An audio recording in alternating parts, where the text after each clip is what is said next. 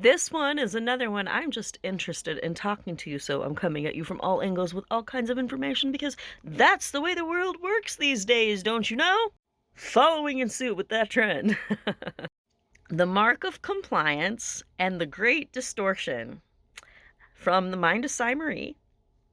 The Mark of Compliance. Well, this is not an easy topic, but it's a necessary one. We're going to speak on the life and the loss of Renee Nicole Good and Keith Porter. Say their names, elevate their families, and we're continuing to call for justice for them, of course. We're going to speak on the chilling ease with which a person becomes a vessel of evil simply by complying with a system that has forsaken the fruit of the Spirit. If you are a follower of Jesus Christ, this one is important. You need to listen closely because the very spirit of the Antichrist is not just a figure in a future book. It is a mindset of harm and a narrative of order that is currently being used to maim the innocent while the church looks on and cheers, or at least their culty form of one. The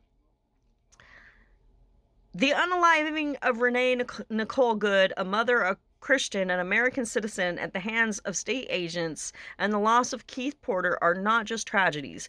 They are fruits of a specific tree. When you see a government force move with murderous cruelty, as many have described this era, you see religious leaders rush to defend the agents rather than the victim. This is not with all of them. Again, let me stress that. There have been several clergymen that have been persecuted speaking up, and I commend you. Please continue to speak up and speak out. However, when you see a government force move with murderous cruelty, as many have described this era, you see certain religious leaders rush to defend the agents rather than the victim. You are seeing a betrayal of the gospel. That is the good news. Renee was a legal observer, a mother dropping her child off at school. She had just got done doing that. The system didn't see a child of God. They saw a target for dominance. And what is the world's response? Just comply. If she would have just complied, a comply or DIE, is that what we're trying to get through here? That doesn't make much sense in what's supposed to be a free society, but I digress. The system didn't see a child of God. It saw a target for dominance. And what is the world's response? Just comply. They tell the widow and the orphan to just obey a system that is actively seeking to devour them. This is the very language that the Bible warns about. In Revelation 13, we are warned about a system where no one can buy, sell, or trade without a mark. We often focus on a physical mark, but we miss the spirit behind it. The spirit, that mark, is the demand for total adherence to a worldly empire in exchange for security and survival. When Christians tell you to ignore the suffering of the foreigner, the maiming of the innocent, and the injury of the poor, all for the sake of national security or economic trade, they are asking you to take the mark of the beast in your mind and heart. They are saying, forsake the law of Jesus, which is love, and to take up the law of the state, which is compliance. They have completely missed the point. They are being blindly led by those who exhibit no kindness, no mercy, and no peace. They have become vessels of evil because they fear the loss of their trade more than they fear the loss of their soul. Jesus warned in Matthew 7:22 and 23 that not everyone who says, Lord, Lord, will enter the kingdom. He said there will be a day when people point to their works, their religious displays, and their political victories, and he will say, depart from me, you who practice lawlessness. I never knew you. And why? Because they traded the fruit of the Spirit for the power of the sword. They celebrated wickedness of harming the vulnerable. To celebrate the injury of a neighbor under the guise of law and order is to practice the very lawlessness that Jesus was talking about. There is a time to speak out, and that time is now. Ecclesiastes 3:7 is ringing in our ears. We must remind the people that salvation does not rest on how well you follow the government. It rests on whether you picked up your cross to protect the least of these, knowing you might be unalived for doing so, which is exactly what Jesus Christ himself did. He paid the ultimate price.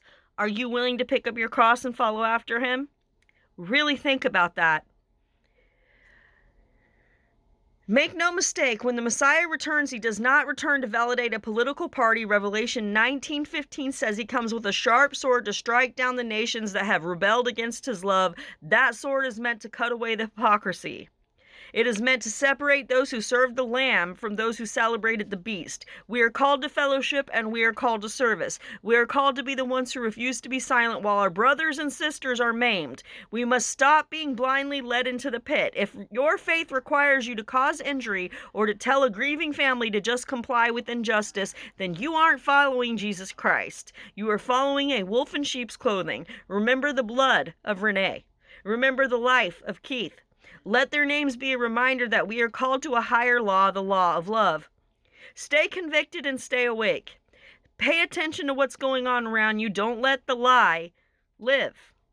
And remember those words, the greater the lie, the more likely the people are to believe it. And the more that you tell it and reiterate it, the more likely they are to continue to believe it, which thus creates an egregore, which is a bullshit lie that manipulates and bespells an entire population with global intent to completely invalidate the truth and make you question your reality. Do not give them the power to do so, for they do not have the authority to do so unless you give it to them. Remember the words, by consent of the governed, my fellow Americans, which are the first and foremost important doctrine that has any association with the foundations of the principal pillars of the United States of America. This is the republic by which it stands, correct? This is the democratic constitution that we sit in right now that is being completely eradicated at the foundational level to completely obliterate any form of standing upon the law, and is exactly the reason why we are where we are today.